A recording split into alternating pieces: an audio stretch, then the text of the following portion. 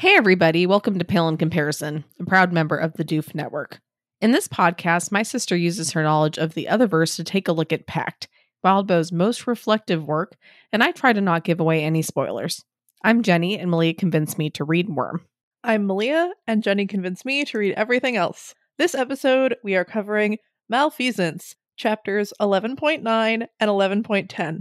Before we get into that, however, I'd like to issue a spoiler warning.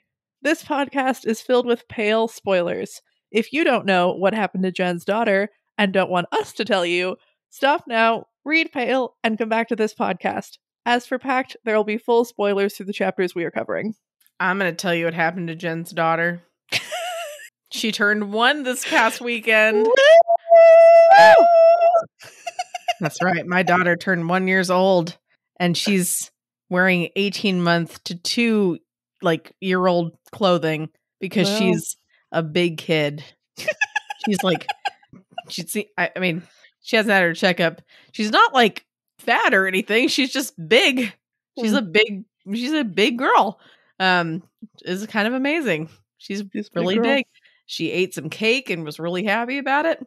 And yeah, unfortunately, what happened in Pale is almost exactly the opposite of that nice, heartwarming thing. Pretty much like the other end of the spectrum, way the fuck past the end. Like, you thought the end was there, you just fucking drove through the barrier and you crash through and you just keep on going. Yep. It's way the fuck down there. It's way over there. It's way over there. Yeah, it's funny because I actually wrote that little spoiler tag or whatever before 20.E came out. Because I think the last words of 20.D were are what what happened to my daughter or whatever. Yeah. And I was like, haha. And then I was like, oh no. Oh no. I didn't see this shit coming. She just died, which would have been really bad, but wasn't really bad. Or just that nothing. I mean, I guess it'd be a letdown if it was nothing, but it would have been kind of funny though. See, Jen, so what'd you get for freaking out? She was fine. But Jillian basically saved the warehouse of children. Yep. From being horrified. That. Yep. Yeah. So good job, Jillian. She did fucking good. Even though she's probably gonna be traumatized for the rest of her life. Yep. Yeah. Oh, it's awful. Which I've got to say, stuff like that is just this is why it's so bad to get your kids into the practice. And this is also why, that in itself is why I'm really fucking nervous about Avery's whole family just getting fucking in on this shit. I'm kind of just okay, after all you've seen, you're cool with starting a family practice? You don't think that's a bad idea? I don't know. I'm not on board. I know a lot of people are on board, but I'm sure it'll be fine. But my first gut instinct is oh, hell no. Keep your family out of that shit. Yeah, I feel like there are lots of individual people whose life really improves upon becoming aware or becoming a practitioner. But usually, the Kenneteers, they became better people. But there are really big awful risks involved. Okay, I'm going to stop you there. I don't know if I'd say they became better people. I think that they were already really good. Mm-hmm. They just got power from the right type of sources and were able to act on it in a way and got the right kind of lessons and right kind of role models to help develop them and take us more it just helped them to grow up more, but in a good way. But I think most of the time you don't get that. And I think even with Avery's family, don't get me wrong, they're going to get a much better deal than most practitioners and most practitioner families. But they're not watching over Kenneth, they're not going to get that same power source. Mm-hmm. They're not going to, they'll have things a hell of a lot easier, especially since Avery's a fucking keeper of doors or whatever the fuck, so that will be a lot easier. And then not to mention they're gonna have to go through the whole fucking Thunder Bay council shit, right? Yeah. So like That'll be fun. that's gonna be great because they were so not fucking nice the first time. Yeah. So that's a little different than happened to Jillian, but I just wanted to say that. Right. And it might be a controversial opinion. I feel like it kind of is because I haven't seen anyone say that it's a bad idea on Reddit or anything. But I'm on team like maybe not. I do. I mean, I still think that like maybe Sheridan.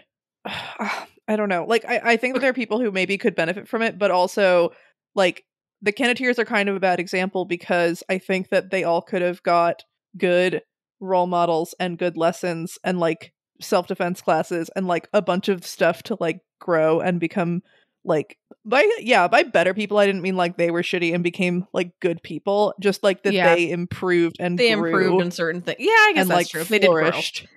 They did grow. Yeah, that is thrived. True. But yeah, I think that they could have done basically all of that stuff without magical intervention. That's true.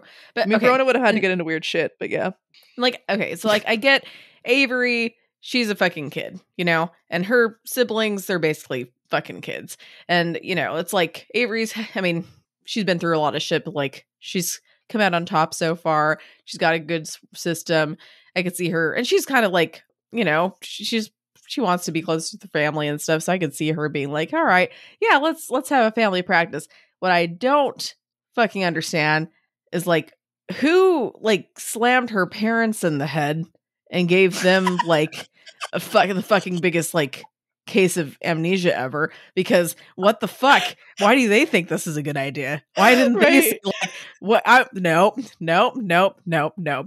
Like, what? I can see understand. Connor thinking that it's like really exciting and cool, but they've seen some of the like horrific stuff. They've seen some of the horrific stuff. I remember when they first like saw her become aware that they saw like some people just getting straight up like murdered right in the distance, and saw Avery is just like, oh, that's a bummer, but not like so it's just like, what? You guys think this is cool to like introduce the rest of your children to that?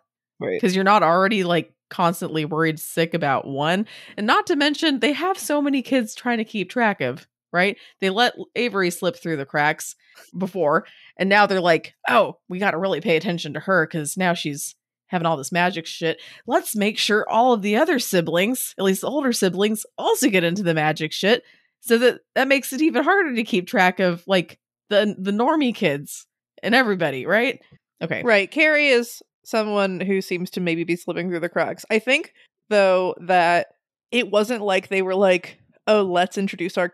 I mean, so with Rowan, kind of, yes. But with Sheridan, it wasn't like, let's introduce her. It was like, I think with her, now that she knows about it, like, she's going to try to awaken no matter what. And I'd rather that happen under circumstances where, like, I was knowing what was up, as opposed to being like, no, Sheridan, you can't, and then her running off and like doing something dumb. So I think that with Sheridan in this situation, that's another thing though, like as well, like in terms of like, I get Sheridan, she saw the video, that shit, that was gonna happen, that she was gonna, can't stop that, she's gonna become aware, she's probably gonna want to awaken. Why did they like, okay, let's go get your brother too? What? Let's go get Rowan. What? Why? Something that was like, for the Thunder Bay contingent, it'd be easier to whatever if they were all just like aware, but also, yeah, that doesn't seem like a good enough reason. Yeah. And not to mention, like, I don't know, like, maybe you guys should have had a really serious discussion with Avery about all this shit before just being like, oh yeah, and do you guys want to start, like, when do you want to get magical up in this shizzle? That was wild. Yeah, I was like, holy crap. Like, yeah, I don't know. Yeah. That said, I'm still on, like, team tell Sylvia about the practice. Like, I don't know. It's funny because, like, well, that's different, I mean, and we're about to get to team tell your family members about the practice, and we've already seen how it's a really not good idea in Pact, but I'm, like, so on board with these chapters. I'm, like, so excited. And so I don't know if I just like the drama or whatever, because like the practice and a lot of it is so cool and awesome, but I think I would fuck it up. Like, it's just so complicated, and there's so many Yeah. chances to I'm completely fuck up. But yeah, also, it's like Awaredon, Sylvia Awaredon. Is that your new name for Sheridan? Awaredon? Well, I've seen that on the Oh, I Discord. haven't seen that. Yeah. That's just silly. That's just that. I think that might be stretching a little bit, but you know what? You do you. All you guys, you live your truth. You know. Awaredon. That's funny. I haven't heard that.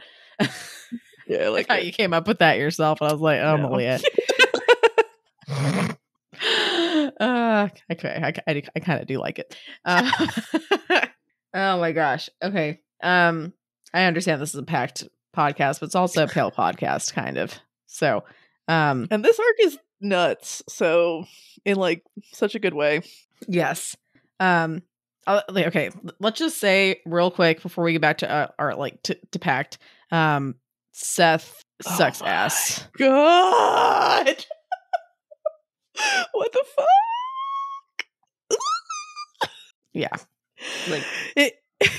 Like oh man, I knew you're crappy. Like I knew you've always been a crappy person, you know. Mhm. Not you, Malia. Seth, obviously. Thank you. You're welcome for that clarification. Like he's always been kind of a piece of shit, and then he got Forsworn, and it's like he's still a piece of shit, but you feel kind of bad for him. But then he like got out of that, still a piece of shit.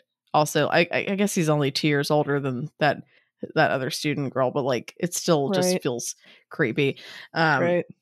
Mostly because it's Seth, you know, just because it's Seth. And then but also he's your teacher. Like that too. Yeah. Inappropriate. That's true. That's another. Yeah. And then he just goes ahead and is like, you know what? I don't really think everyone in the world thinks I'm a piece of shit yet. You know, I haven't reached the threshold of ultimate like shit. So I need to just make sure we're going to go over the top. We're going to make it so that like I just defeat all the shit, you know? Mm-hmm. And he does. It was fun and like seeing in like the Negateers' heads, and they're all like, ooh, Seth's hot, or like, you know, oh, he's kind of cool, or like you even seeing kind of like positive Seth vibes. And then in Jillian's head, and she's like, he fucking sucks. It's like, oh, how refreshing. It was pretty yeah. She was like, ew, why would you ever want to date him? I was like, yeah. Yuck. It was just sad seeing like Jillian, because she's like, oh, I feel like, you know, I'm not very vibrant. I feel like I'm in this corner. I feel like I'm not doing all this stuff. The one time she's like, I'm going to step out and try to do something to help. And she fucking does help like a lot. Then she gets like a fate so much fucking worse than death and forswearing and all that shit. And honestly, I'm flabbergasted that Chase he's that I did not expect. Holy shit. No, we need to talk about. So I read the chapter in like 3 chunks because it felt like a pretty long one, and just when it came out it was late and I stopped and whatever. And I remember distinctly thinking in like the first or second read just like about how, you know, it's very rare for Wildbow to have one of those characters that just like is a piece of shit, because he always manages to like come back and redeem them. But distinctly in this chapter I was like Chase is just a piece of shit. Like everyone knows it. Like he's just the worst. Like Jillian, like he just has nothing like at all redeeming about him, whatever. Like he fucking sucks. And like when he steps up and is like, I'll do it, like I had forgotten that he hadn't been asked. Like I had forgotten I'd forgotten that he was there. I'd forgotten everything, and he was just sort of like, no, like I want to do this. And then I remembered how in Fernanda's interlude, how she was kind of like, oh, my brother sucks, but he was like kind of trying, sort of in a not effective way, at least from what I remember. And I just have a lot of feelings, and I'm really curious what that phone call was to his sister.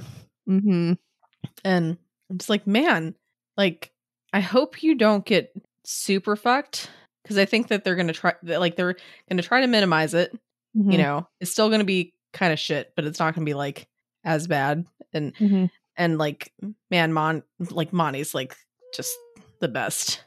It's like we saw him as he actually is, you know? Like this wonderful, kind person. He's so good. He's so good. So good. Oh. Yeah. And I appreciated how in the chapter Chase was like, well, I suck. And Zed and Nicolette were like, no, that can't be the reason you do this. And then, like, he did find a better reason. He found I think a better Walbo reason. was, I mean, one, that's legit. And two, I think Walbo was also kind of anticipating that as, like, being a reading. And that's definitely part of it. But it's not the whole thing. It's not like the whole thing. Yeah. And yeah, I don't blame Jen just being like, wait, why isn't that good enough? Like, you know, he fucking sucks. Give it to him. Yeah. Well, not just that, but just like you're gonna be fucking desperate, you know, like your daughter, your child, you know, like anybody who's gonna step up and like, yeah, you're just gonna be fucking desperate. I feel like I saw some comments and stuff that were saying that she sucked and she was being like really annoying about stuff like getting mad about Verona not being serious and I don't know, and I'm just like, I don't know, her daughter was like felt being tortured, dude. Like that's like the mildest way to say it. Like being tortured and turned into like an abomination, like horror, and like just she's basically powerless to do anything about it. Yeah, you're not gonna necessarily be super polite and like calm and shit. You're gonna be freaking the fuck out and being like, somebody do something for fuck's sake, you know? Right. And like with the horror sex book or whatever, like the moment Verona mentioned it, what a callback. Right? Holy fuck. Yeah. But I was also like, oh shit, like that, maybe that's useful. Like if she's a horror, literally maybe that's useful. But like to someone really distraught and to someone who already is like, oh, Verona doesn't take things seriously because whatever, hearing like a horror sex book would feel so insulting, maybe, like, especially so like your daughter, yeah, and right, you know, and so I totally see why. I mean, no, a lot about Jen sucks, but I felt like her whole everything was very understandable. I feel like after her interlude, I like got her a little bit better too. I was like, all right, I mean, I get you, but yeah, I was just like, you know, just throw her a fucking bone, you know, like she's not gonna be nice, she's gonna be kind of a bitch, she's not, you know, it's just, and that is kind of understandable. It's like totally understandable. Like holy shit, I don't even want to know how I'd be acting, but it wouldn't be fun. It wouldn't be a fun time for anybody around me. If any of that kind of shit was happening, I would be but I'm a very nice person. I'd be a full on just like raging just bitch that was just like, yeah, I don't even know. It'd be bad. Well, and then especially the fact that like she wanted to take it but couldn't, or whatever. Yeah, just was the thing that it like she wasn't strong enough, and is that just like she'd die, or is that like it wouldn't work, or like I was kind of interpreting it as it wouldn't work, like it wasn't possible to do, because I think that she probably would have still taken it if she would have died, honestly. But and I feel like they would have, because you know, Turtle Queen, they asked something else if it was possible, and she was said like, but well, you can, but it would probably make everything worse. So I think like, you know, she probably would have said if it was possible, like, yeah, but you'll like die, and you know. Anyway, we probably should talk about Pact, which is awesome, but you know, we just want to talk about Pale a little bit because, well, it was just it was interesting because it felt thematically related to me. I mean, so much of I'm realizing so much of Pact like and Pale are talking about the same things, which I didn't fully expect, but yeah, I just, these chapters and what's going on in Pact feel like kind of similar to me. Yeah, and they were just so good. Blah. They're so good. Yeah. All right. Here is not the best chapter summary I've ever done, but you know what? It's summary, so it fulfills the brief. Blake catches up with the junior council, and Evan gets shut down by Penelope's familiar, which is not a very big part, but I thought it was kind of funny, so I just put it in there. Mags shows up to the meeting. Blake tries to argue his side and convince everybody, and he is not very convincing, and He's not good at making friends. He decides to take action to show that he can put his money where his mouth is, and he breaks back into the house of Thorburns. He starts a conversation with his family, which is a big, like, what the fuck is this moment?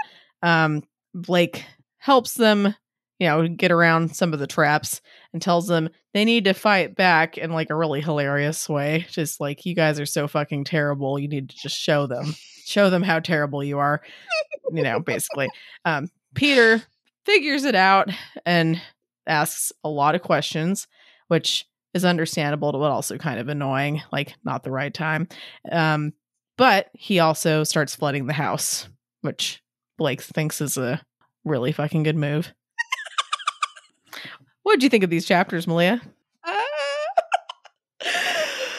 They were great. I mean, so the first chapter this week wasn't as fun.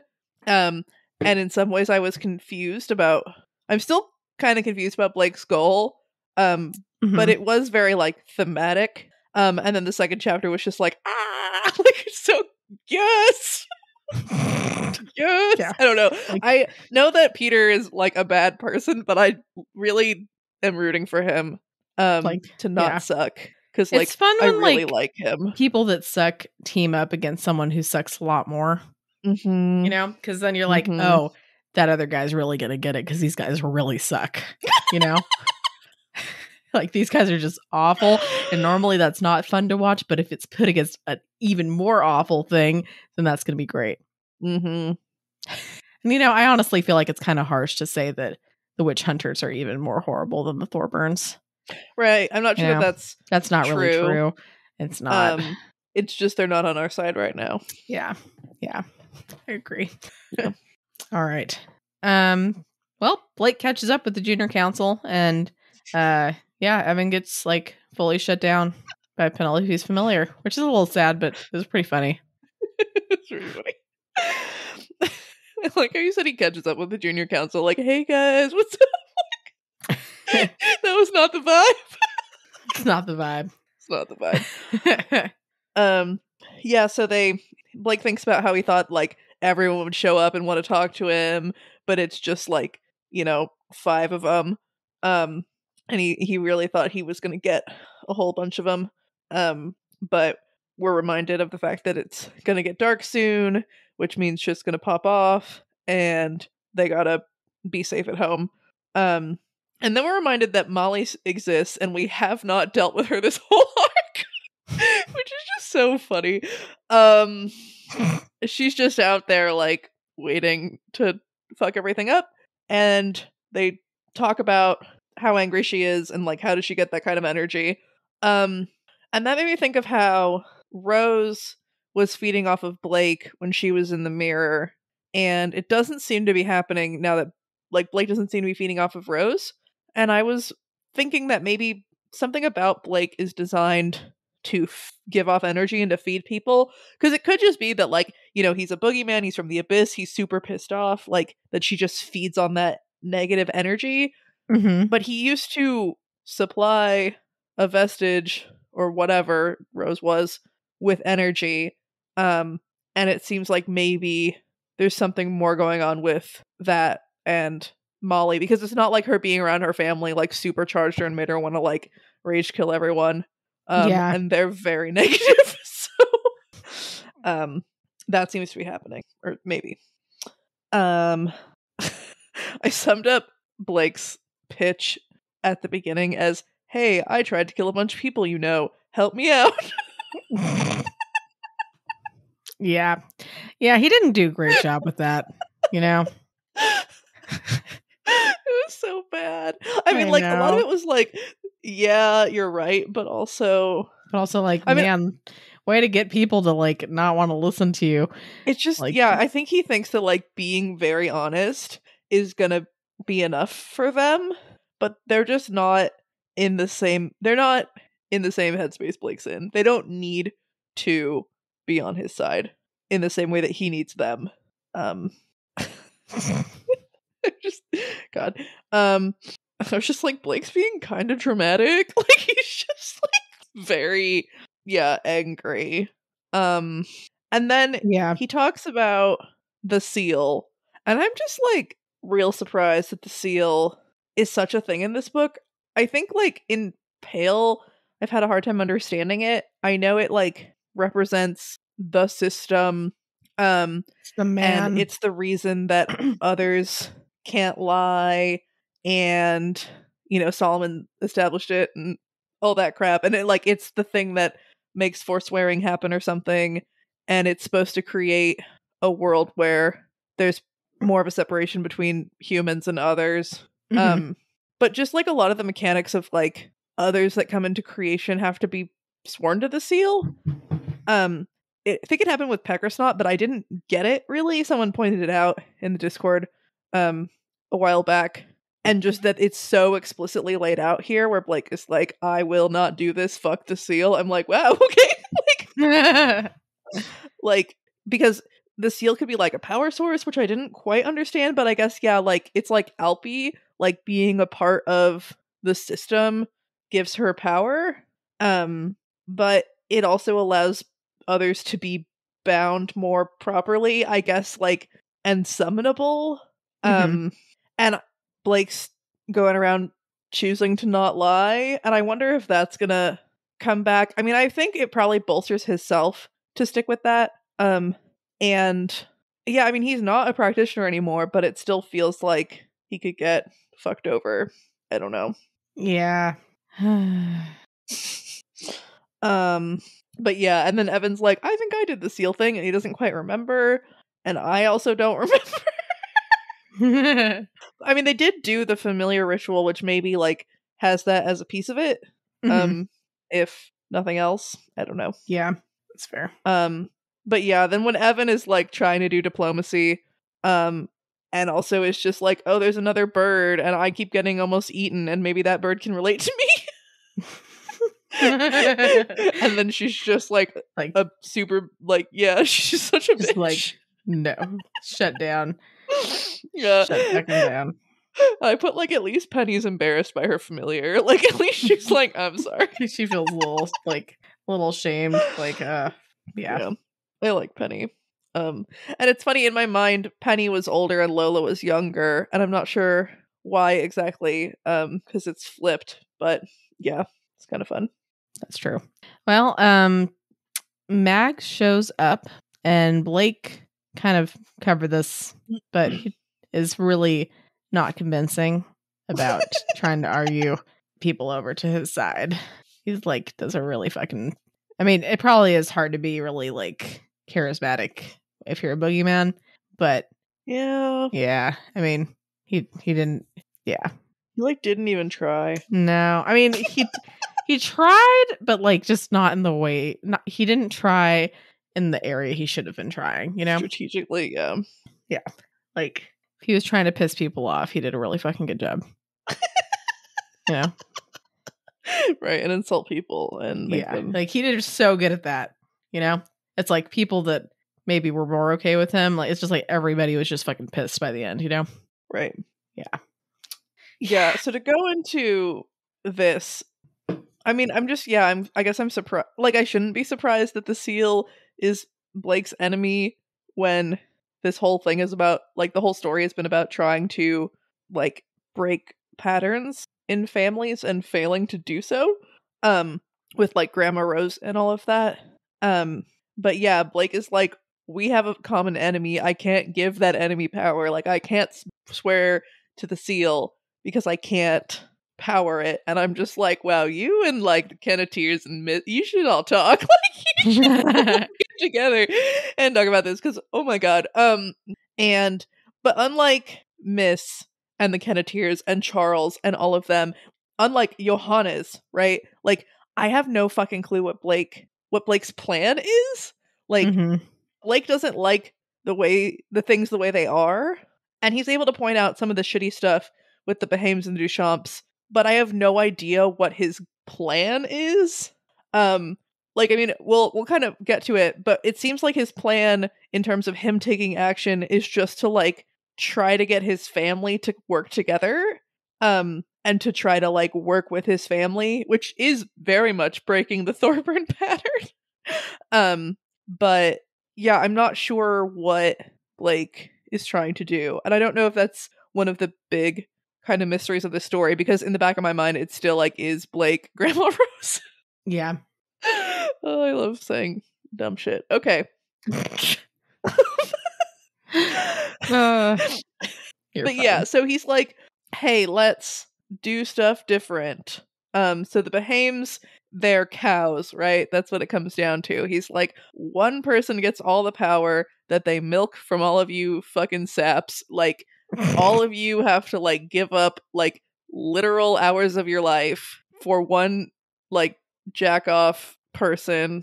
I don't even know the right word to use, who's just gonna be like, ooh, watch me draw the runes and fight the Blake, and ooh, and that sucks. It theoretically could be a useful way of, like, if you have one dude who's super super talented, and you know it's like we're fighting a war, you know what, like I could see where there's situations where you might be like, okay, it makes the most sense to give a bunch of power to this one or like two people or whatever so that they can use the power most effectively. Mm-hmm. But like for that to be your whole life, and like you can't lie, like you give up so much to be a cow, and that sucks. That does suck. Yeah, and like yeah, so like Blake's right. And then the Duchamps, you know, the arranged marriages, creating connections with different powerful people, marrying off the daughters no matter what. Lola, you know, says he could want different things that I want, and because he's buying me, he has the final say, and like, ew, and like, it sucks real bad. And it's so, I mean, and we've seen it with some of these families already with Sandra and everything. And Lola's like, well, okay, when I finally get some clout, when the family's at a good enough position, yeah, we can stop forcing this. Like, girl. And Blake's like, why would they stop doing the thing that's working? Yeah. And just like Lola's kind of like, well, I will play in the system and then change it. And this is a situation, like evidence of where that doesn't work. Because it does seem like the most likely thing is that Lola will become part of the system, and she'll accept and start doing things the way that her family's been doing them forever. It reminds me of Eloise, and how, you know, she wanted so desperately to get away from her family, but she does everything she can to like help her family, even when she's like basically almost gotten away from them. Like this family's just so something. They're so something. So articulate. Yeah. No, just yeah. And this whole thing of like betraying the family versus like betraying themselves, I guess. But also being in their family gives them like, one, their family, which they, you know, probably love. There's also like power, there's a sense of direction. There's just so much pressure, and there's a lot of perceived benefits. yeah. And just like betraying people doesn't feel good and stuff like that. Like in a way it kind of reminds me of like Amish families, or like different communities where young adults go off and make a choice about whether to stay as part of the community or not. And just the idea of like never being able to talk to anyone that you knew your whole life ever again is such a like powerful deterrent. And there's just so much more in this situation going on with that. And like maybe they'd be able to see their family or whatever, but if they just straight up like, yeah, betrayed their family, like that'd be bad for them. Yeah. And then Briar Girl's there. Yeah, she's there. she's just been hanging out. And she's like, literally, why do I care? And he's like, hey, if the Thorburns lose, you lose. And she's like, yeah, but if they win, I lose because y'all have fucking demons. And also, I want your land. And he's like, you won't get our land. Lol. And then the whole, like, then we remember demons exist in their town right now. And we start to think about how there's a Chekhov's demon and no one wins when there are demons involved. Yeah. And this story just doesn't seem to be going in a good direction. Like, I don't know how many times you can be like, demons are nuclear weapons, and demons, no one wins, and demons. But Malia, I thought exist. you said that the demon under the house, or Barbatorum, was a nice demon. Do you not remember that shit? I thought that Barbatorum was like a low tier demon because no, like way in the fucking beginning of this podcast, you were saying shit about how like, oh well, like maybe he's like a nice demon, or maybe I don't remember exactly, but like no, I remember saying that Barbatorum was like probably a low tier demon. No.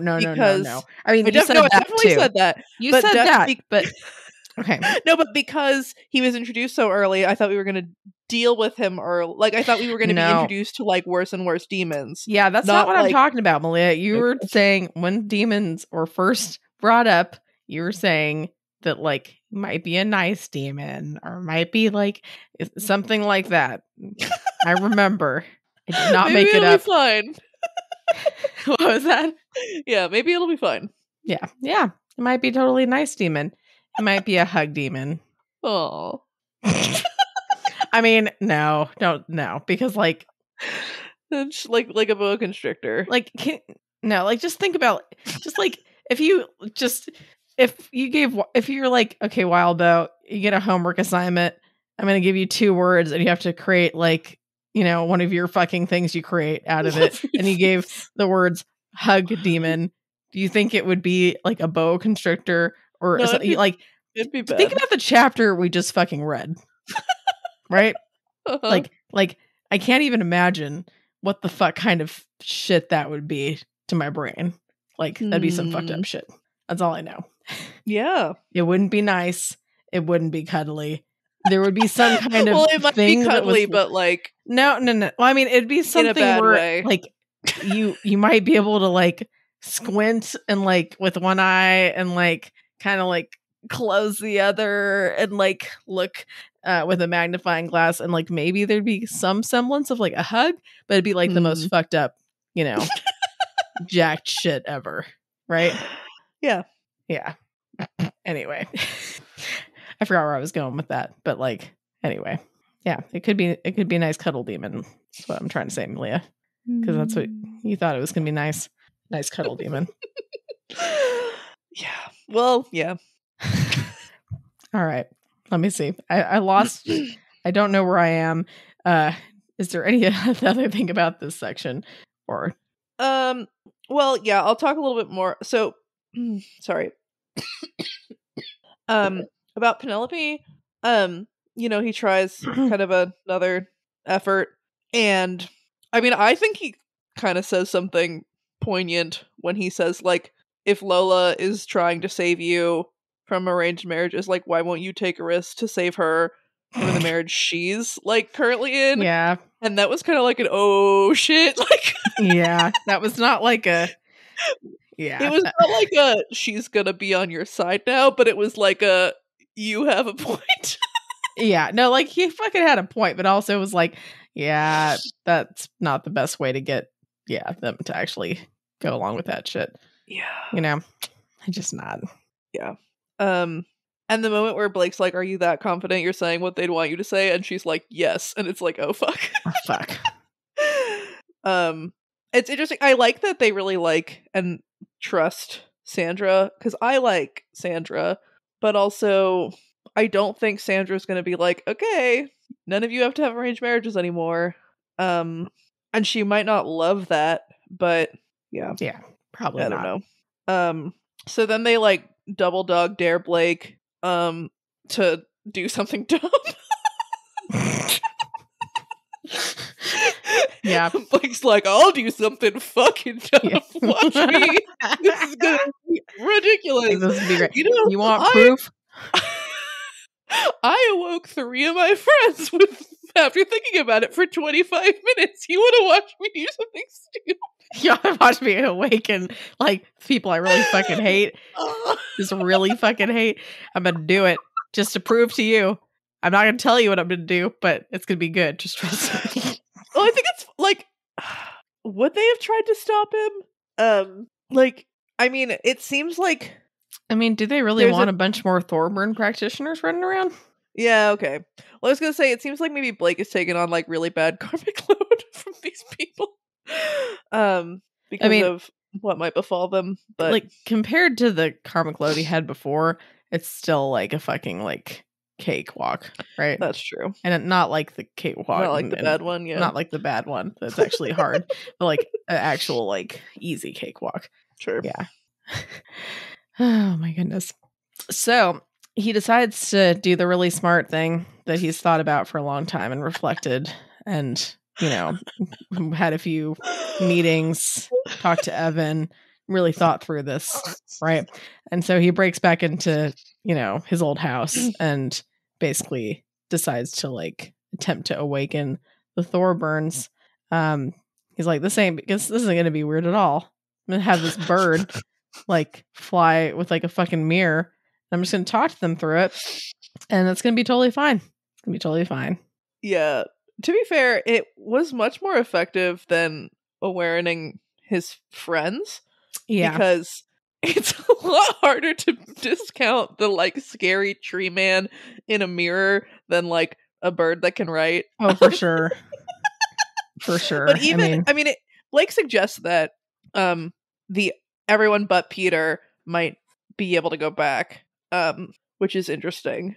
Yeah, Peter's like, Peter's zoned right in on it, you know? Mm-hmm. But yeah, so this house is so fucked. It's so fun. Every like chapter, it's like more and more fucked. So like way at the beginning, right? In Blake's like dream that maybe didn't happen or whatever, his like fake memory.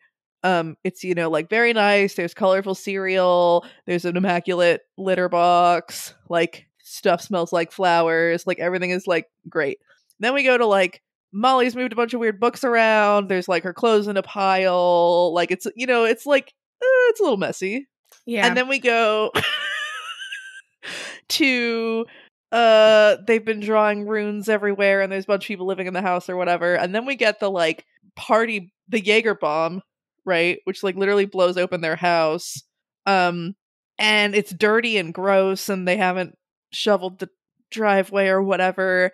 And I'm sorry. And then the witch hunters show up. Oh, also, yeah, a bunch of like, oh wait, so then Blake proceeds to break a whole bunch of the reflective surfaces while fighting Jeremy. And then the witch hunters show up. And so several windows are like and shit are like boarded up or whatever, but they proceed to like make a bunch of bombs and to spray paint every reflective surface they can find. Yeah. And then Peter floods it. So like yeah. Which the water's going to wash off the reflective surfaces, right? So, yeah, that was the yeah, and like water's reflective, and like it's going to be fine. It'll basically turn the house back to normal. It's basically like a deep clean, right? Yeah. Jinx, you owe me a soda now. Okay, that's how it works. Yeah, you're right.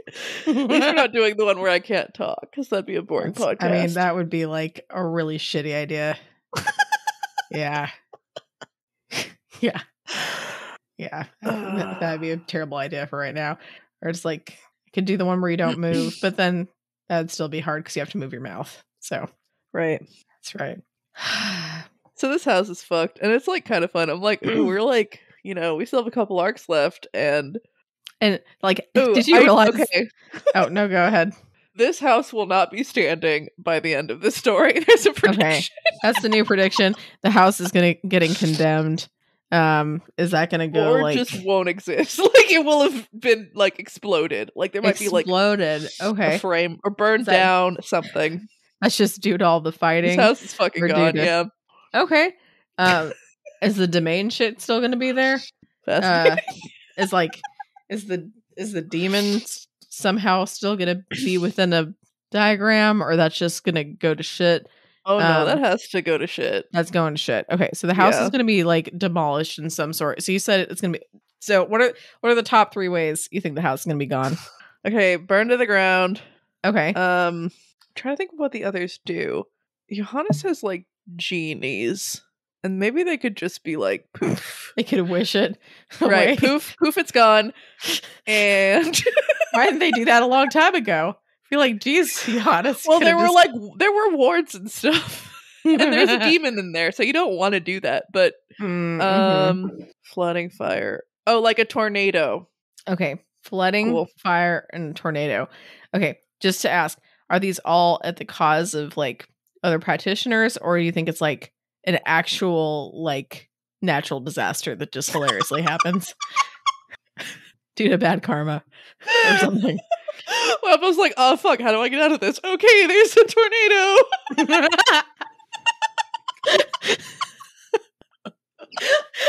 Yeah, didn't tell you they're actually in Canadian Tornado Valley. Just their house. Everywhere else in Jacobsville's fine. Just their house. And, you know. Yeah. Well, talking about fire and tornadoes makes me think about the eye. And I don't really think the eye is, like, gonna come to Jacobsville specifically to fuck up this house. But you never know. You never know. I mean, we will by the end of the story. But, wow. Okay. That's true. All right. I like it. I thought you were just going to be like, all right, the house is getting condemned and no one's going to be able to live in it. But like, I like, you know, there's just not going to be a house. It's going to be gone. It's going to be gone. All right. It's going to be completely gone. So what's going to happen to the demon under the house then? Yeah, that's a problem. It's a problem because the house is what's keeping it at bay, right? Yeah.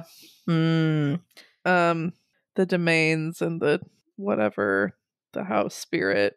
Yeah, I mean, I think that Barbatorm is gonna have to do something, right? Because you can't just be like the dead man switch and it's sitting up there. Oh, it's up there. Oh man, there's a demon. And I mean, I guess like, I mean, I don't think this story is going to have like a really, really awful, bad, sad ending. I think there'll be like at least some silver lining. Okay, but I do think that Barbatorm's gonna have to do something at some point. Something. Okay. Yeah, all right. Well, I guess we'll have to see what happens. All right. So, sorry, back to we got on a tangent about the house like being destroyed by a natural disaster. So, yeah. So they make a really good joke about just using the door, which was funny. Like, it's like I don't know. I don't like to do this. This is crazy. We might use the door. You might have to use the door. That's funny. That is funny. And Evan uses his superb lockpicking skills by just taking the mirror and like mashing the plastic handle into the door, like into the keyhole. And like it works. You know, which is even like more amazing that like this house, I guess, has like, I don't know, supposedly been under good. I guess you know, if you have enough wards and domains, you don't have to get proper locks for the doors, right? Is that how it works? No. I mean, apparently it does, because he just used literally mashing some shit into like the door lock. But he's a skate boy. He's like he's good with locks. I'm not buying it. I think it's a shitty lock. I mean, it's probably an old house. That's true. Yeah. Because I mean, he managed to open all the handcuffs twice. All right, you're right. Fine, I guess you're right. But yeah, and then I'm trying to remember. Little did they know they were those like toy handcuffs with the button, so, like you could just push and it opens it. And Thorburns like just didn't even think of it. That would be so funny if he didn't even use like tricky handcuffs.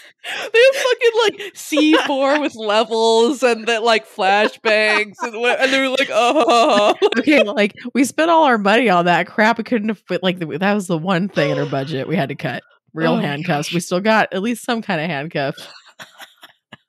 They're imagining like fuzzy handcuffs and shit. I bet Eva would be like, "This will be fun because it's it's humiliating. It's an excuse. It's humiliating, and it's an excuse to kill them when they get free. Exactly.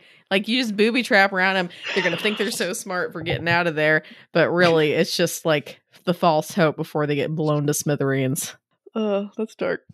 Oh, yeah, there's It bombs is. in this house. Yeah, this house is fucked. Hey, I wasn't just making that up. There are bombs. Does water fuck with bombs?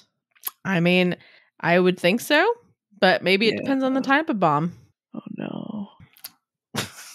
No. I mean, I would think so, but I guess we'll have to see. Maybe they're waterproof bombs. Maybe they did set off like nukes under the ocean back in the day. Hopefully not anymore. Yeah, I mean, hopefully these aren't nukes. Sure, but I mean, that's a fourth way the house would be destroyed. I mean, that's another one. Just get nuked, right? Oh, that'd be interesting if they were just sort of like, hello, yes, hi, government, you need to bomb this building. We need you to send an airstrike to this house. Ultimate bad karma. It's not even an airstrike, but like they're trying to do an airstrike somewhere else or even go to a testing facility and just accidentally fucking falls like right on their house. And that's it. Just like okay, I'm sorry. Go ahead. Yeah, but so Evan gets in and he's flying around with this little mirror and they're like, oh, it's the bird. And Blake's like, it's not just the bird. And they just like ignore him. And he's like, hey, you fucks. You fucks. And they're like, well, did you hear something? No, I don't think so. And then there's a fun mic drop where he's like, look at the mirror and listen, we only get one shot at this. And it's just like, he's doing it again. He's doing it again. He's got a flair for the dramatic. That's for sure. Yeah, I think that like y'all are all handcuffed and my friends are gonna die and I can't physically interact with things in this building really is a better reason to awaren people than I'm gonna go to a meeting. So you know what? Maybe that just like tipped it over, you know? That was just the last thing. He's like, all right, well, these little fucks at this meeting didn't fucking listen to me, so I gotta do this really stupid shit and tie all this responsibility to me from people who I fucking hate and who will sabotage me any chance. Right. Well, I was thinking about Conquest with his friends, where he was like, I need you all there at this meeting. I understand. I thought you were talking about the student council meeting. Yeah, no, that's true. This is a lot better excuse. Yeah. Over there. Yeah, he didn't know how bad like shit could get, you know? And he was also like very explicitly like, there is magic, watch there's magic, watch there's magic. Whereas here he's like, you guys have to listen to me, you can't ignore me, but he's not trying to be like, magic is real. Right? Yeah. And then he has like cool fucking lines like, I'm your cousin that was never born. That's just like wild. I would have questions about that and no one says anything. Well, they're probably a little bit like it's like, cool, moving on. They might be a little out of it from just having the crap kicked out of them. Yeah. You know? Yeah. So you probably can convince yourself that you're hallucinating at that point. Also, I'm going to go on a totally unrelated tangent, but Catherine says, I have a concussion. I'm hearing things. And that reminded me that last night I had this dream and it was really upsetting. Oh no. What did you dream about? I had a dream that I woke up and I'm sleeping on the floor of Christian and Gretchen's house. And like several of our childhood friends. Yeah. And they're brother and sister. And you were there as well. But I was like really disoriented and confused and I didn't know how I'd gotten there. And we had to go to school or something. But we didn't have the car because like mom and dad in real life right now only have one car and so mom needed to come get us. And it turns out that the night before we were like hanging out and having fun and it was like raining and I was running and I fell and I hit my head and I got a concussion that made me forget like What? most of that day, so I had no fucking clue where I was, and I was just really upset. And Mom shows up, and she had 3 bicycles. She had 3 bicycles? She didn't have a car. She had like 3 bicycles, and she was like, yeah, we're gonna go home now. And I was like really upset, because I was like, you want me to like bike like how many miles is it from Kihei to Haiku? I don't know, like a lot of miles. That's fucking far. A decent amount of miles with a concussion. I was like, you couldn't have brought the car. I was like so upset. I remember being like, oh, why is she so upset? And so when Catherine was like, I have a concussion, I was like, no. Yeah, it takes. How long does it take to drive to Kihei to Haiku? Like a good hour minutes. At least. Like, depending on what part of Kihei, 40 minutes to an hour, and then that's with the fucking car. And then, that's great, Malia. Yeah, one of the bicycles too was like a seat that you kind of sat back in, and the pedals were kind of in front of you, like you were kind of like. And I was like, I can't fucking deal with that one. Like, so and I was like, I'm sure this was fun, but I don't remember it. I thought you were gonna say that I hit your knee with a conch shell. Yeah, that's right, Malia. I have a scar on my knee because what is it? I think you took Gretchen's Cracker Jacks, which what a weird fucking snack to get a scar over. Like, not worth it. I mean, they're good, but not fucking worth it. And so we're trying to get it back, and Malia felt cornered, and she had a fucking conch shell because of reasons, because I guess we're in Hawaii, and she hit my knee with it. That was actually really fucked up. I'm sorry. I was. Yeah, it's all right. I mean, I still got a pretty sweet scar on my knee. It's not a very big scar. It's that must have been. Well, in 5th grade, I was a conch shell blower for Ho'olalea, which is like. That's what I wanted to be in 5th grade, but they made me be like the master of ceremonies, which is actually pretty cool. Pretty but fucking cool. It's pretty cool, but I was really disappointed at the time because I really wanted just to like blow the fucking conch shell. Right. Well, because especially they usually had like boys do it, and so it was when I did it. It was me and 2 boys, because like in class they were sort of like, oh yeah, who can do this or whatever. And like only like 2 of the guys could or something, and I was like, I want to do it. And then I like didn't have to do the hula, and I got to like run, and I got to wear this cool like 2-piece thing. It was great. That's pretty cool. But yeah, you were like really cool as the MC. Oh, thank you. I appreciate that. You were living my dream. All right, back to the story. I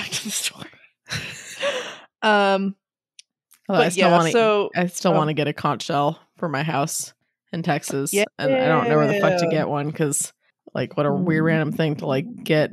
Probably freak all the deer out trying to blow that. Anyway, sorry, go ahead. Yeah, you should check online.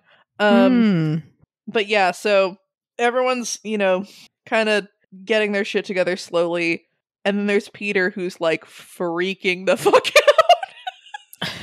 Like very internally, just like staring at this mirror. Yeah. And you're just sort of like, oh fuck, like Peter knows something's up. But the witch hunters are coming back, so they recuff everyone, which is like ridiculous. And Eva sucks, and then they uncuff everyone again, and people make snide comments about Evan being the name of the bird. Yeah. I really wish they could hear Evan, because he's fun. Yeah, that's true. He's pretty great. Let's see. Anything else on this side you want to mention? I don't think so. It's almost done. Okay. Blake helps them get around the traps and tells them they need to fight back and be their shitty selves. It's so weirdly inspirational. You all are fucking horrible. You just need to direct it. Like, direct it properly. Someone else that's not me. Right. Or each other. Like, aim it. Like, focus. We have like 40 minutes. Like, just aim the shittiness. Aim. Yeah. Just. It's funny. Yeah. It's funny how, I mean, Roxanne is like legitimately horrifying. I'm like very afraid of her. And it's funny how super competent she is. And it's also funny that Peter's like really proud of her. She walks by with like a bunch of knives and like oil and shit. And she's just like, I'm terrifying. And Peter's like, wow, you are. Like, that's my sister. And she's like, I want to be a witch hunter, and then I want to murder them. I'm like, oh my god, he was a witch hunter. That'd be so bad. It'd be so bad. It'd be so bad. But yeah. This is kind of a random thing, Malia. But do you remember in Pale, talking about the witch hunters? It's not like a confirmed thing or anything, but like some people were talking about I'm trying to remember, one of the witch hunters I think had a similar sounding name, not to Roxanne. Was it Rocky? Oh, that sounds familiar. She has blonde hair, and like there's a fan theory that like she's Roxanne Thorburn, basically. That's horrifying. Kind of interesting. Yeah, so because it's like, yeah, I mean, who knows if that's true or not? But I just thought that I should bring that up since you just mentioned that. That's fun, right? Yeah. Oh, I hate that. Okay.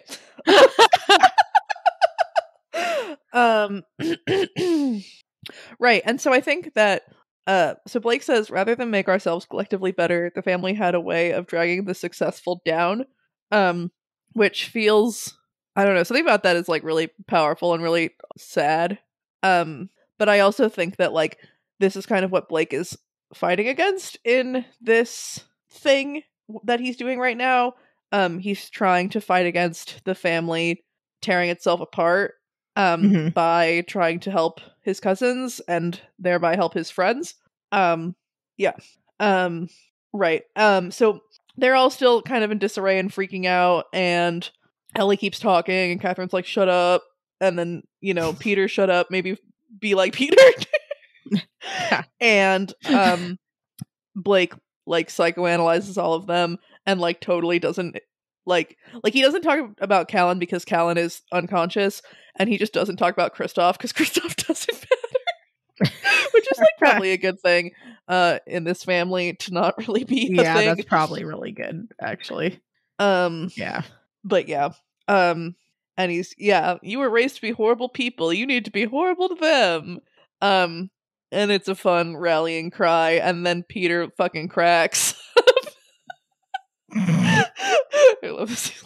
Mirror, mirror on the wall, who's the fairest of them all? Yeah, it's like, oh. And like, you're a wizard, Pete, or how does it go? And I was like, is it like Peter Potter in this universe? And he says some weird shit about like Tarantino and the kids from Tarantino, and I'm like, I don't remember a Tarantino film with kids prominently in it, but I haven't seen that many of them. And this just felt like a kind of fun, like, alternate universe thing. That's true. And or Peter's fucking losing it. I mean, but is he though? Because like, kind of. No, it's just a weird way. It does seem like it is a weird way to. But then again, he has a little freak out, and then he pulls it together. And he's like, I want to touch the bomb, and they're like, don't touch the bomb, and he's like, yeah, you're right. It's cool that Peter knows enough. Cool might be a wrong word. It's interesting that Peter knows enough. It's useful that Peter knows enough about bombs to be able to be able to identify that this one is a problem. Because I'm not sure if I would be able to identify anything about a bomb. Yeah. And then I kind of lost track of Ellie. She kicks her shoes under the couch, and I think she goes downstairs, but on my reread, I didn't actually quite track where she went. But it feels like, from what I got the first time, so Callan is in the couch, Peter is up with Blake, and then everyone else was down in the cellar, but I'm not sure if that's actually true. Because I remember Ellie wanting to find them or something. I don't know. Do you remember? Sorry, I got distracted and I'll tell you why. It's not that good of an excuse, but as McDonald's might be bringing back the Halloween Happy Meal buckets for yeah. Which, I mean, okay, guys, I understand you're probably all judging me, that I'm like getting distracted from my podcast I'm currently recording for that. But like that is nostalgic as fuck. So I'm so sorry, Malia. What did you ask me? Okay, what did Ellie end up in the cellar, or did she go somewhere else? I think that she was planning on going to the cellar, as far as I remember. So, like, yeah, Ellie, Catherine, Roxanne, and Kristoff all ended up in the cellar. Callan's in the couch, and Peter's upstairs, or like running around with Blake. Mm-hmm. Okay. Blake, at one point, someone says basement, and he clarifies it's a cellar. And I'm hoping the fact that it's a cellar and not a basement is what's going to prevent them from drowning. I don't know a ton. Having grown up in Hawaii, I don't know a ton about the nuances of structures beneath the ground. I know nothing about that stuff. I lived in a house in Syracuse for a year that had a basement. And in my mind, cellars have like a different, like you can get to them from inside the house, and they also have a door on the outside of the house. I just picture them as like having a lot of jars of food that you've canned yourself. Right. I picture like big wine barrels, and yeah. Yeah. Whereas a basement is like creepy and dark and wet, and probably where the laundry is. But the cellar is like, ooh. But also has a door to the outside. I mean, the house probably won't fill up so fast that they all drown, but I was just sort of like, I wonder if that's a problem. God. And then Blake says the thing. They're talking, or he's like talking about the witch hunters and how things are going to get worse. And he says, those two pale in comparison to what's coming. And I was like, he said it. He said it. So good. And it's interesting because like Rose was most concerned about the witch hunters, and witch hunters are very scary because they can get past so many things, and they're just like very competent, very deadly, very, everything.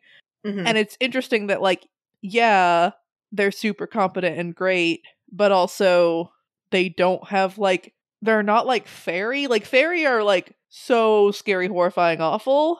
In a way that a practitioner can like more effectively guard themselves against, I guess.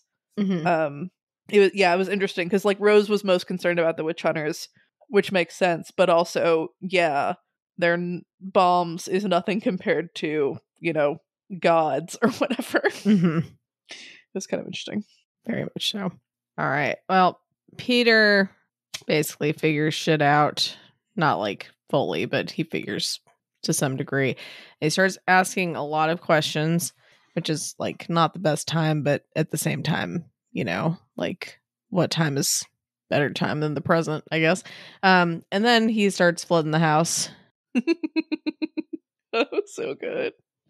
Yeah, I mean, Blake doesn't really seem to want to permanently make these people aware.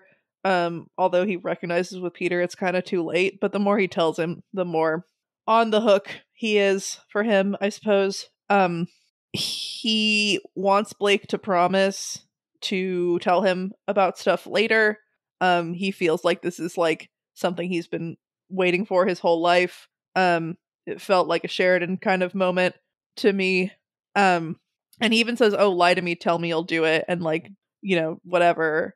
But like this is like he can't kind of. And it's an interesting moment where Peter kind of learns something about stuff. Because he's like, well, that sounded genuine, which is interesting. But yeah, so they're trying to figure out how to take out the witch hunters.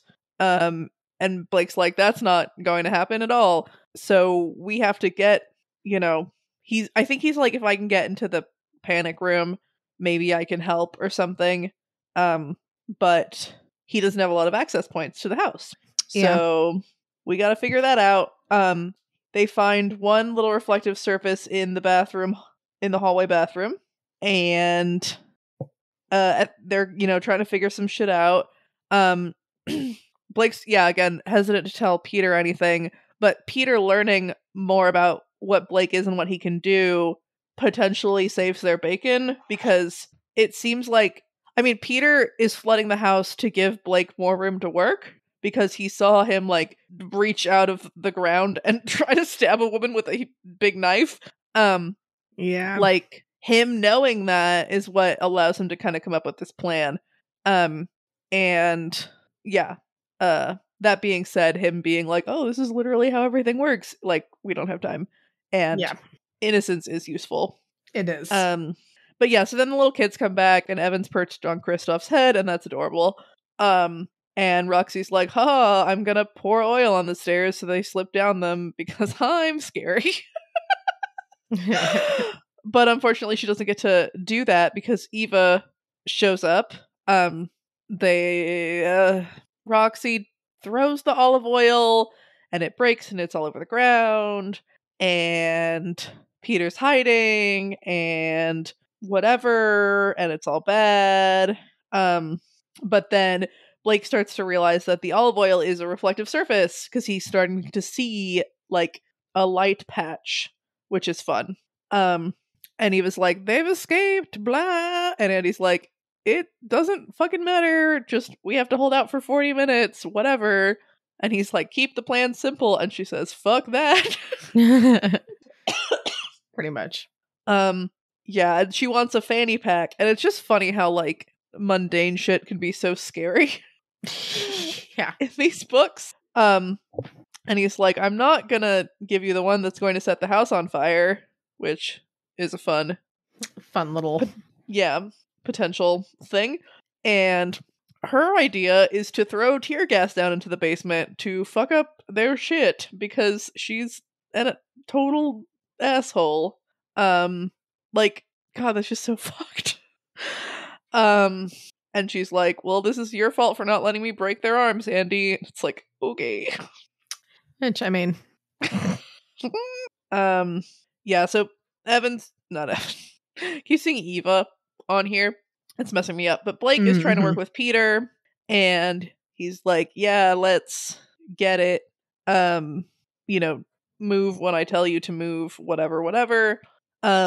It's not quite working, but Blake's like, okay, the oil is right by the stairs. Eva's gonna go upstairs. I'm gonna hang out, and I'm gonna stabby stab. And it's a really good plan, and it almost works, except she has, like, really good reflexes and jumps out of the way. And Peter's, like, standing there gawking, and she's like, haha, I will kill you now. But, like, it actually kind of worked out because, again, him seeing that is like, oh, like, if I flood the house, there's just a man with a knife who can stab people. And that's fun. Yes. Yes. But yeah, and he's like yelling at Peter, like, go right, go left, go here, go there. And then he like warps back to him and he's like, I knew he wouldn't listen to me. And I'm just like, why are you yelling at? And maybe Eva will think that he, is going left and stuff. Like, maybe that's part. I mean, because I was like, oh, maybe you shouldn't go left if Eva knows you're going left or whatever. But then, yeah, he just like he turns on the sink in the kitchen. He like breaks it so it keeps spraying. He sprays the fire extinguisher at the hallway. He ends up covering the mirror, which kind of sucks. But then he clogs the sink with the fire extinguisher shit. And we get this really kind of pretty image as Blake starts to describe patches of light appearing. And the realization that Peter is flooding the house to let Blake have access to it. Yeah. It's pretty good. Which is so fun. I mean, the olive oil pool was disrupted pretty easily, and so I'm wondering, like, water just sloshes around a lot, so I'm not sure how that will affect Blake and his abilities or whatever, but it's pretty fun. It's pretty fun. Well, how we kind of touched on this a little bit by our huge pale rant earlier, but time for our pale in comparison section. So I think we should talk about the vibes, how like the vibes that we just went over in Pact are really similar to what we're currently at in Pale. Yeah, specifically I was thinking of we get Jillian at one point in her chapter thinking like like, this is how I become my mother. Like, I don't want to be this. Like, this is the way that I'm going to end up like her. Mm-hmm. And Blake lays out for the Duchamps, like, this is how you become your mothers. Like, this is how... Yeah, like this is how you get stuck. Right, like, you following this path is going to lead to you doing the same thing as they did. Because, like, you know, all of your mothers were put through this, and yet they do this to you. And it's not because they're, you know, evil people, and that you're a really, like, not evil person. It's because of the cycle and the things you tell yourself and the way you justify things. Yeah. And the bad experiences you go through. Yeah, I'm thinking about how Jen was raising Jillian in a way to try to protect her, but was also, like, shielding her from opportunities, which was her whole thing, that she didn't have opportunities. And Jillian thinks about how, you know, opportunities are given to other people and not to me. And their experiences were very similar. And just with, a lot of the people in this book, the Thorburns are spectacularly shitty in part because they were raised to be spectacularly shitty. Mm-hmm. I mean, there's interesting levels of karma and things wrapped up in that I don't fully understand. Especially because it seems like the heir is supposed to bear most of the brunt of that. But, you know, they're trained by their parents to be awful. The Duchamps are trained by their families to do the same thing to their daughters to make power. Yeah. And I was just really surprised that these stories were focused on such similar things. Yeah. It's pretty interesting. It's kind of neat that we're at that same kind of spot. Mm-hmm. Yeah, that was pretty cool too. Yeah, there's probably a lot of places in the story that we could match these chapters up to and be like, oh yeah, this is just like what's happening in Pale. Like, but it just something about it. Yeah. Exactly. All right, well, it's time for your bold and specific prediction section. Woo! Yeah. Let's see. So I did say the thing about the house being destroyed. Yeah, which is really fucking good. Question. Will I be reading the interlude for next episode or not? Because I do like to try skim over it to double check. Okay. Would you mind doing that? Because I do like to predict or to try to predict who the interlude will be from. But if I have 11.11 as context before I read that, you know what I'm saying? Mm-hmm. Probably will, just because I can't really skim over this whole thing right now. I think we could do it either way, honestly. I mean, the interlude definitely has a lot of stuff to go over. So, I mean, I think that you'll like it. I think you'll have a lot to say about it. But at the same time, I think we could fit them together as well. Yeah, I mean, whatever you think. Basically, if you think we should read them both, then I will predict who the interlude will be from. And if you think we should do them both, because I think that if we just do the one chapter next time, it's going to be shorter than I want. So let's do them both. Okay. All right. I definitely want to hear who you think the interlude's going to be about. Especially not knowing exactly where this arc I will be shocked if you guess correctly. That's a fun challenge. Okay. Malfeasance. Okay, so I started this arc thinking that it was going to be about Duncan, and it has not been about Duncan. Okay. This arc is about family and being shitty and trying to break patterns.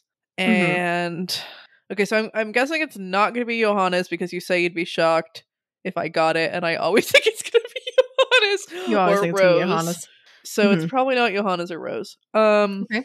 It's I'm like weirdly into Penny Duchamp, but it's two of your best guesses. Well, there's a chance it's someone that I actually don't know. Okay, so what would be fun? And I'll just say it'll be this, because this would be fun.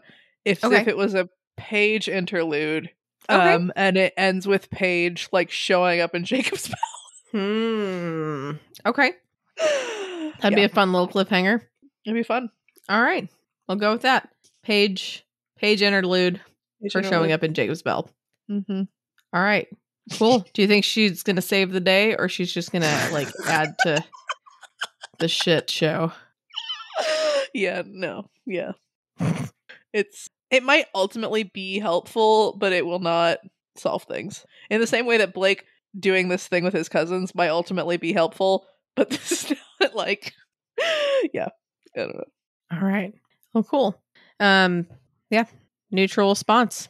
We're gonna go over our last discussion question, which was which seemed to confuse a lot of people. And that's fair. Yeah. The question was, what is your favorite chocolatey conspiracy?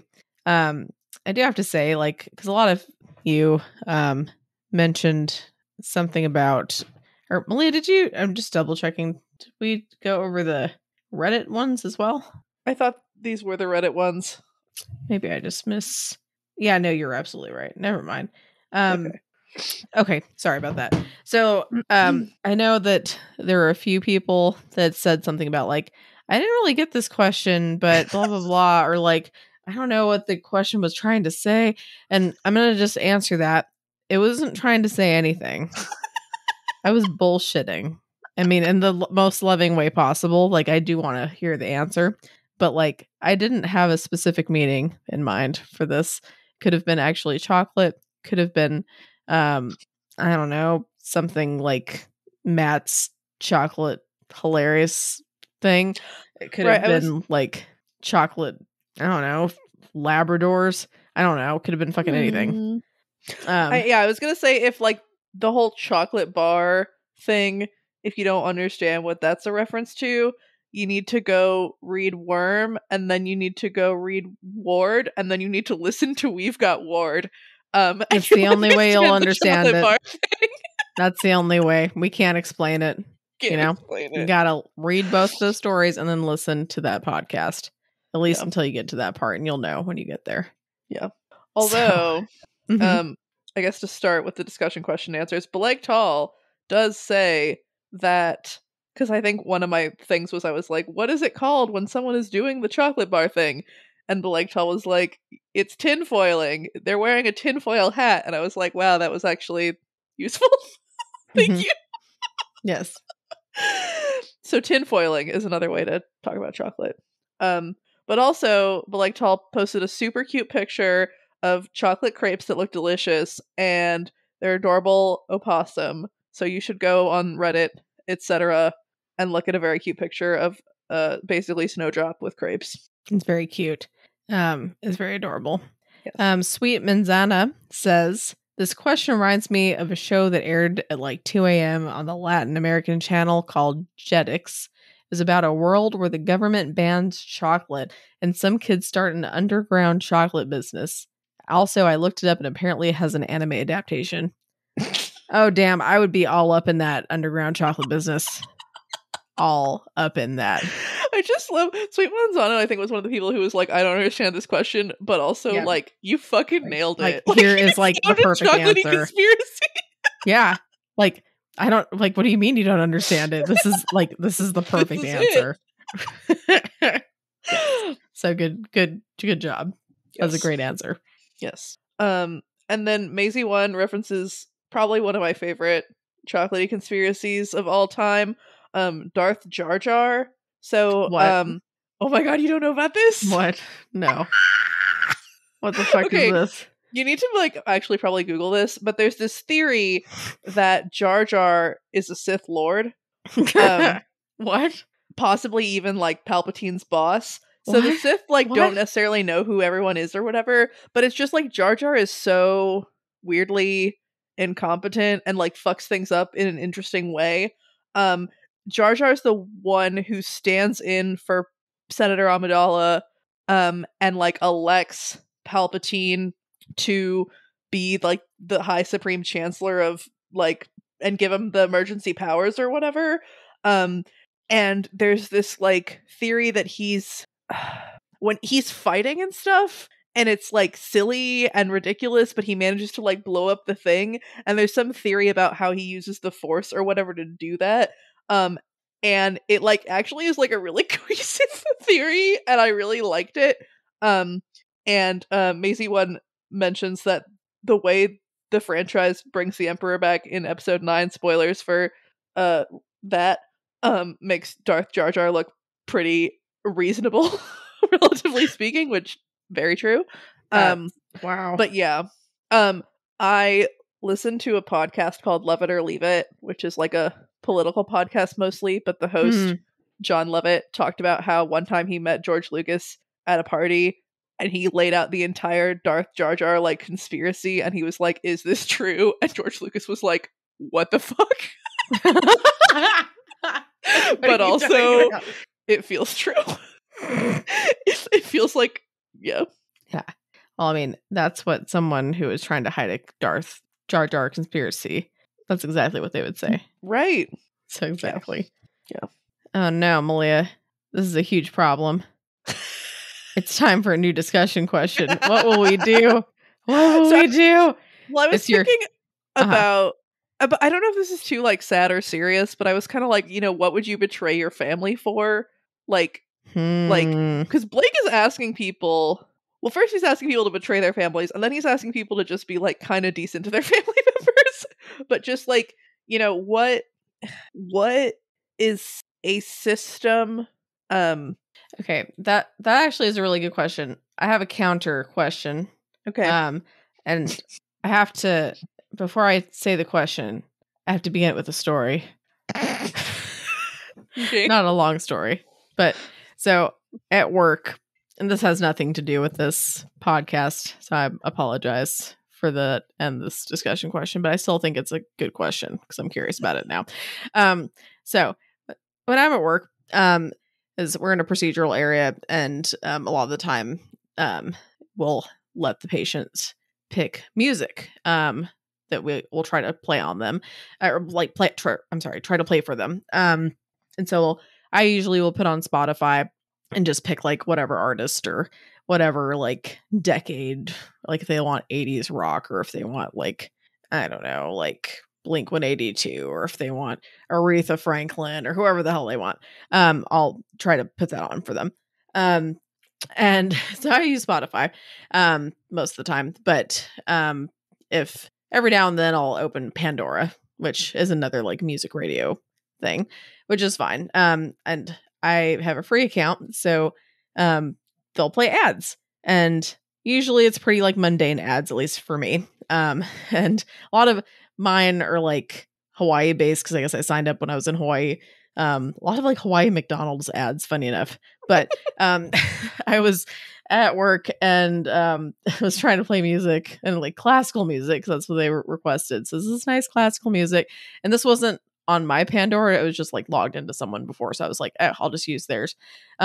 So they had an ad pop up and this is like really fucking loud, and I think it was an ad for mints, like some kind of breath mint, and like is like a woman speaking. She just started like really like vividly describing like a kiss. She's like, you get in close and you can feel your heart pounding, and you just, she was just like really like describing this. I was like, this is fucking weird for like for like work. So I was like trying to turn it down. I was like, okay, that was weird. That was really weird. But okay, classical music again. Turn it back up. The next ad is another woman who starts talking, and she said something along the lines of, we need to talk about pubic hair. Like just really fucking loud. And I was like, what? And of course, like, I mean, luckily, I don't know how much the patient really understood, because his first language is Korean, so hopefully he didn't really understand that. But the doctor who was doing the procedure heard, she's like started cracking up, and so like I turned it down really quickly, and then I turned it back up like after a little bit just to see if the ad was over. And I don't remember the tune, but they like this like couple women that were singing a song with pubic hair in it, like pubic hair, we've got pubic hair, it was just like, what this is an advertisement on this fucking radio station, and holy shit, like they need a check mark thing for like like not like I need some fucking safe for work ads, because come on, that's like not, yeah. So that was fucking hilarious, but also like holy shit, like I did not expect that.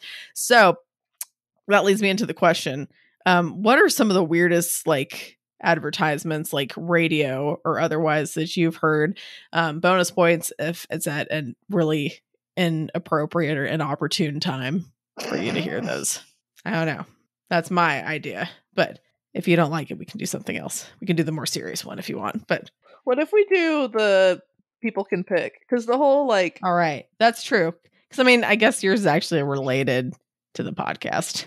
Yeah, but the chances of we need to talk about pubic hair being the title of this episode are very high. Oh my gosh. I was just like, what? I was just flabbergasted. Like, what? Like, I mean, like, I thought you were safe, Pandora. I thought I could play you to my patients and like they would be okay with it and not be weirded out. I thought you were going to say what Pandora radio station is the best, and it is Brick House Pandora radio station. Like, every fucking song is a jam. Like, every song Brick you're House, just like, huh? yeah. Like, you know, she's Okay. a brick house. Just the whole, yeah, it's great. Okay. It's a good time. All right. Well, I'll keep that in mind if I ever build up the courage to turn it on at work again.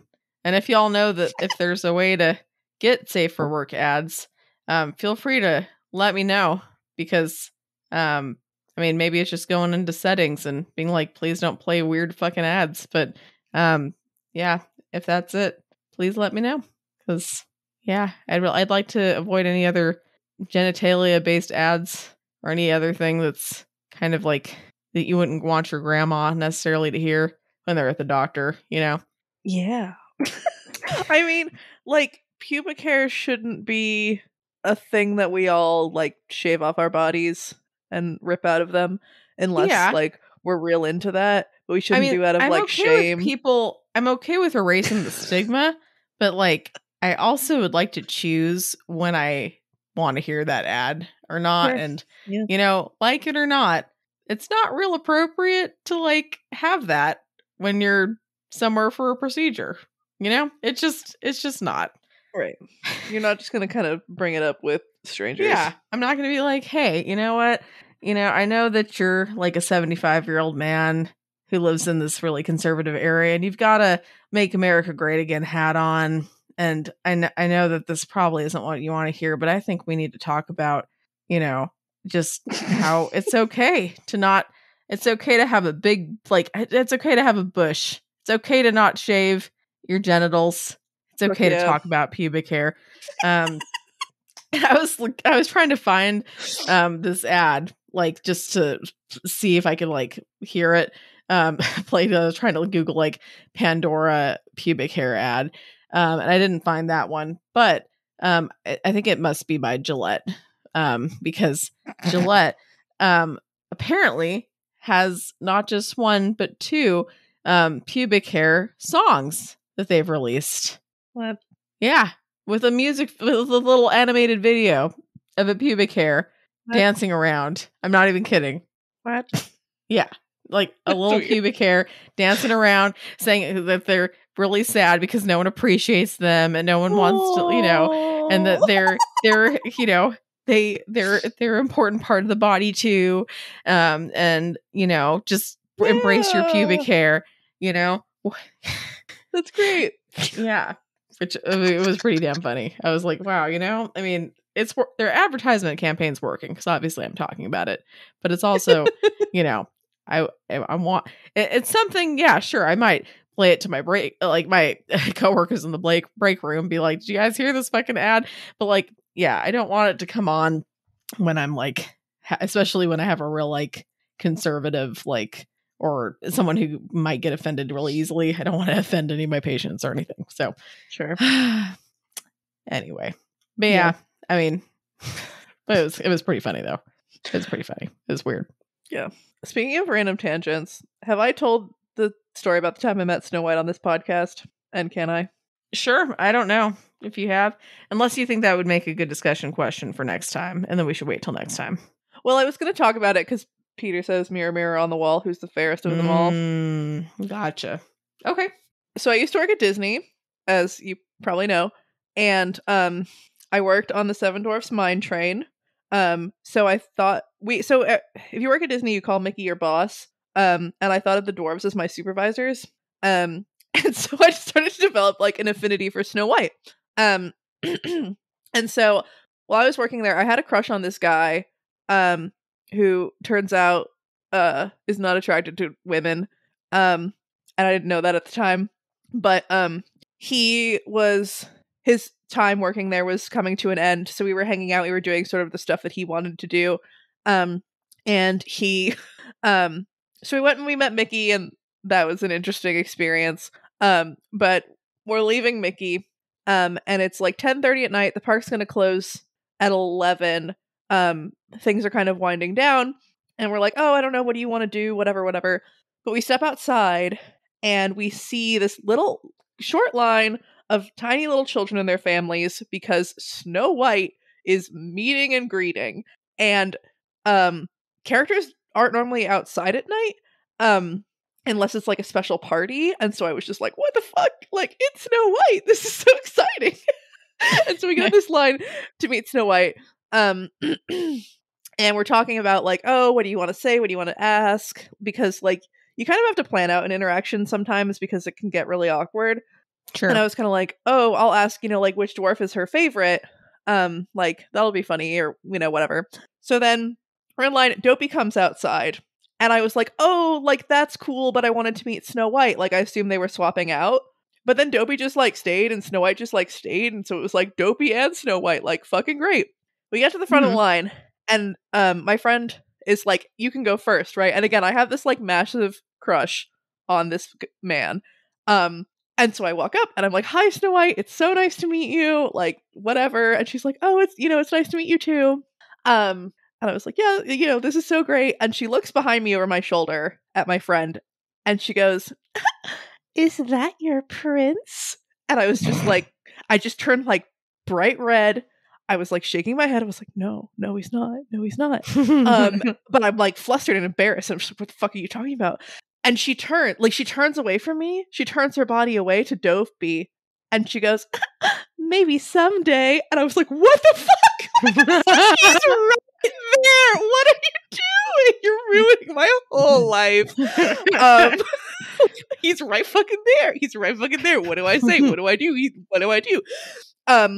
So then, my friend walks up because he's given me enough time, and he's like, oh, hey, Snow White, like shaking hands, whatever. There's Dopey.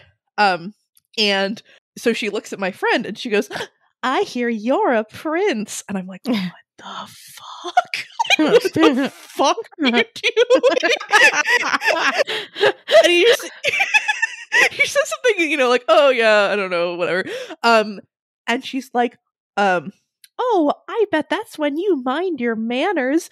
Dopey likes to pretend that he's a prince too. And I was like, wow, that's some like weird shade to be throwing at Dopey. Like he's right fucking there. Like, why are you being so mean to him? Like he did nothing wrong.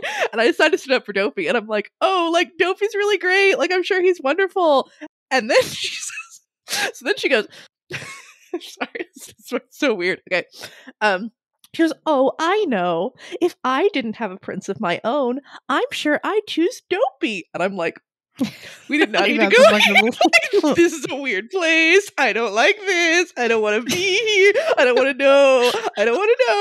But I was like, oh. But so I see it, because I wasn't going to be like, oh, who's your favorite dwarf with Dopey standing right there? Like, that's rude. But she's given me this opening. And so I'm like, oh, is Dopey your favorite dwarf then? And she looks at me like she's about to say something. And if I get it, it's going to be really fucking great, but I might not get it. Like, it might go over my head. And she looks at me and she goes, oh, I don't have a favorite. I'm the fairest one of all. And it takes me. And I that's so good. Oh my God. That's so good. Holy shit, that's good.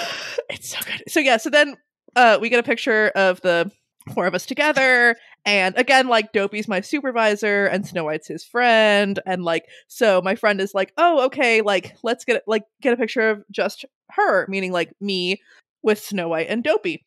And he walks out of the frame, and Snow White goes, oh, just her? Okay. And she follows him. And so Dopey and Snow White fucking follow my friend and are standing next to the photographer, and I'm standing there like an idiot in front of this line of tiny children in their parents. And I turn bright red again, and I can't speak, and I just start waving my hands, like, come back, just waving them. And she's like, oh, why is she waving her hands like that? Oh, she wants us to be in the picture too. Oh, okay. And she comes back over. And it was the worst thing that's ever happened to me. It was so good, and it was so horrible. Yeah. So we leave. We walk away. Must be so fun to fuck with people, when you get that opportunity to. Right, and especially because you can probably tell who other cast members and stuff are other people who are gonna be chill, because two 20-something-year-olds alone at Disney and 10 at night, you can fuck with them. And so so we walk out of that area and we're like, okay, should we do anything else? Should we just go home? And this 40-year-old man walks by, and he turns to us and he goes, huh, she left you standing there. Thank you.